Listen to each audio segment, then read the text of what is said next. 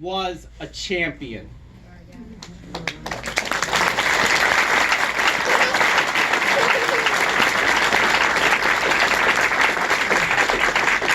Renee triumphed over cancer by never letting cancer determine who she was.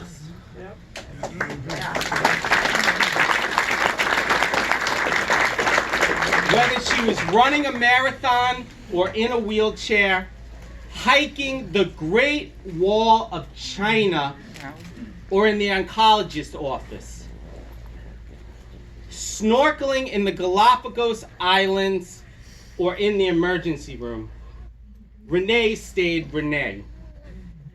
She never lost her appreciation of people.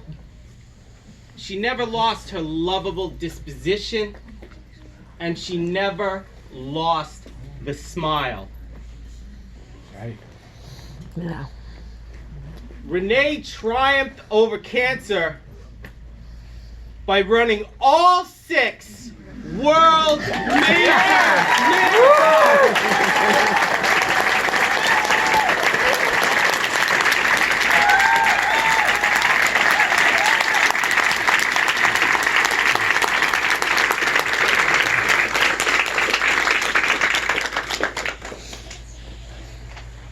She also triumphed over cancer by learning to rock climb, by wilderness hiking in Yosemite National Park. But it wasn't just the big events that helped her triumph over cancer. It was the mornings when she woke up chemo sick, and instead of rolling over and feeling sorry for herself, she laced up her sneakers, she walked out the door, and she ran down the block. And she defeated cancer every time she did that. Renee was a lion.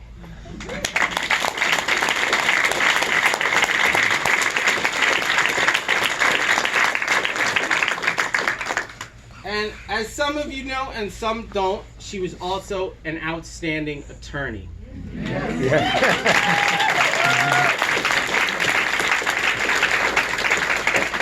And I think the 2 hallmarks of her legal career were, 1, she was a badass cross-examiner, and number 2, if you were her adversary, you were not going to be more prepared than Renee. And there's a few stories I like to share about her, brief stories about her legal career. Let's summarize this. When she started and was a young attorney at BDS, there was a gentleman by the name of Ed Mayer. Some of you know him, some of you don't. He was affectionately known by the young attorneys as the Wolf. And he was known as the Wolf because he would rip apart young attorneys. He caused a lot of them to rethink their careers as trial attorneys. And he caused some to cry. And the Wolf came to watch Renee as a young attorney doing a trial. And she finished her cross-examination, and he walked out of the courtroom and said something that sent shock through Brooklyn Defender Services.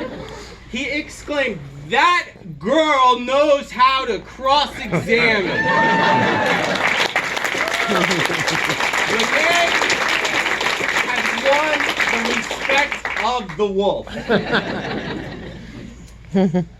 Another story I loved was Renee was also a young attorney. As some of you know, or you all know, she's a smaller lady. And the witness came in, and he was a huge older man, or maybe my age now, but at the time, he was a huge man, about 6'6", 250, really pumped up.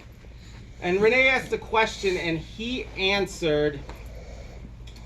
I don't remember the words, but the tone and timbre was, "I'm gonna tell you how this is gonna go, little girl." And Renee, I'll never forget it, she put her hand on her hip did a little smirk, took steps forward, and she stood there like a statue and unleashed a barrage of questions on this man. And I literally watched him shrink. As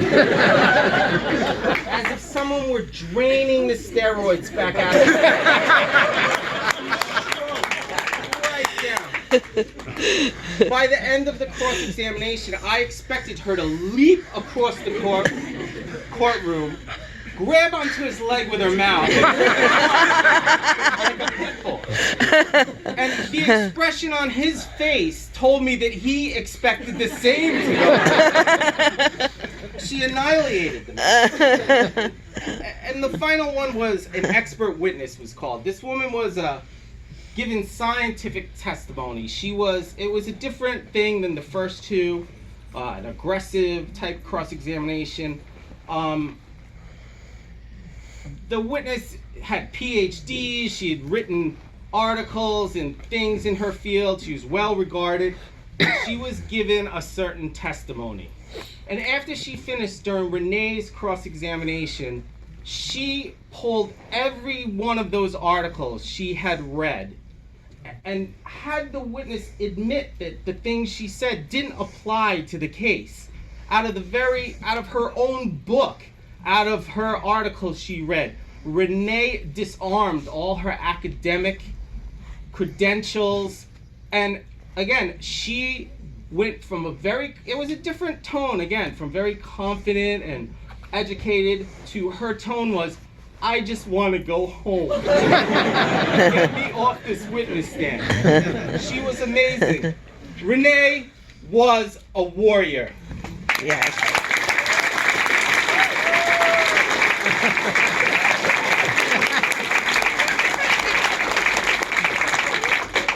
That was well-timed, sweetheart, because Renee was also a great mother.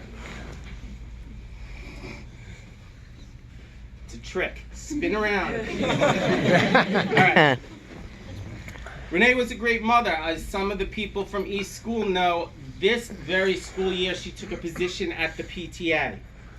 She attended the East School picnic using a walker. And just 11 days, do it again?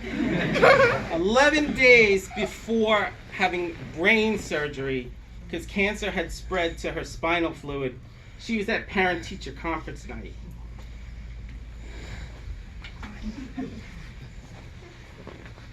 And that took a lot out of her to be there. She wanted to get in every bit of mothering she could. Renee never used cancer as an excuse. Last night I asked Diane, my beautiful daughter, who's been handing out NASCAR. Is this a dress for a celebration of life? Yes, it is. My beautiful daughter, Diane, what she would like everyone to know about her mom. And she said that Mommy was beautiful, brave, and strong. Yes. Okay, you're right. You're right. You're right, it's a celebration. Thank you. Kitty helps. All right. She also said Mommy was nice to everybody, and Mommy was the world's best cuddler.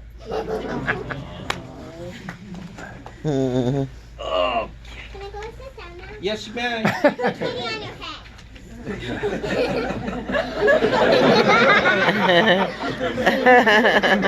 I'm going to include myself in this next group. Renee was a wonderful friend, and I include her in this group because she was my best friend. Yes. Yes. I'm going to share a story about friendship that happened about 9 days before she passed. Myself and two friends were in the hospital at her bedside. Renee had become weak. Her voice was labored, and someone suggested, would you like it if we read to you? And she perked up and smiled and said, no. I'd like to read to Renee. you. Diane. It's okay, she's good. She's helping out. Everybody loves a kitty.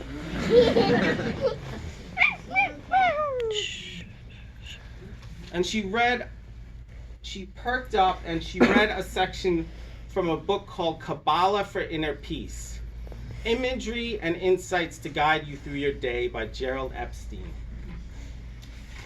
And the section she read was called the Bearing the Past exercise. And Renee, as she sat there reading it and smiling to each, myself and the two friends, was doing was giving us the gift of saying it's okay to let go. And this is a way for you to let go. And Becca Miller is going to read that section that she read to us when I'm finished with this. Renee was a beautiful friend. Now, before I finish and share the story of the first time I met Renee and hopefully start the storytelling portion of this, I'd like to answer a question by my daughter Diane, who about 4 days ago asked, why are we celebrating if someone died? And the first answer I gave was kind of, I don't know, brief and not sufficient. I said, well, we're celebrating Mommy's life, not that she died. And I had to think about it for a while. And I gave her a second answer the next day. And the answer is, we're here to celebrate the life that was Renee. The gift of knowing her. And the blessing that we all had her in our lives for a period of time. And rather than want or crave something more that we can no longer have, we focus on the great times and the gift that was Renee. And without further ado, I'm going to share the story of the very first time I met Renee. It was the first day of law school orientation. And what is my habit is to not be late, but to show up right before something starts. And I took a seat in between two other brand new law students. To my right was Renee, and to my left was a man, and I don't know who he was.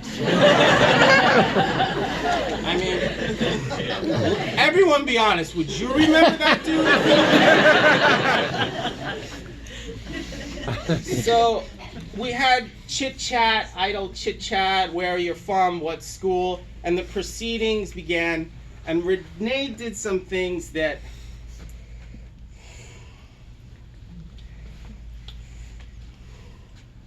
I love about her.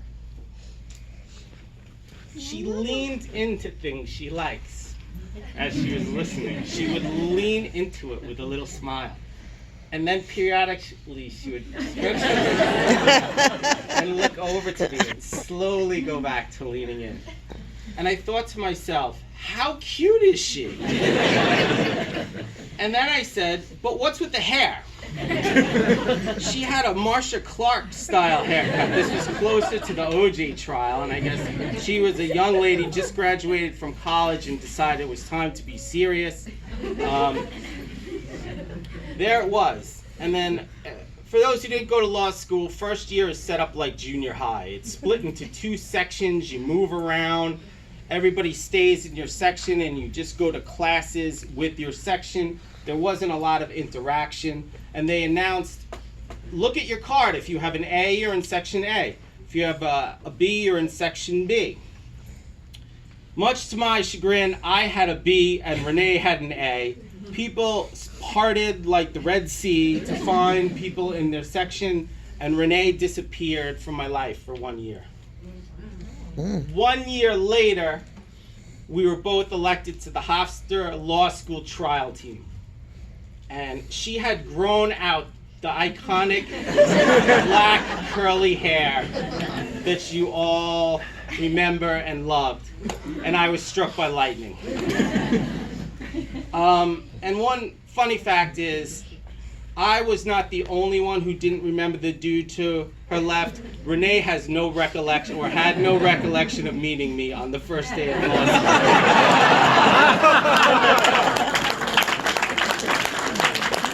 So to all the children here today, let that be a lesson. Some things are worth working for. Before Becca Miller gets up to read that passage that Renee read us, I'd like to say to all of you who love Renee, thank you for coming, and I love you right back.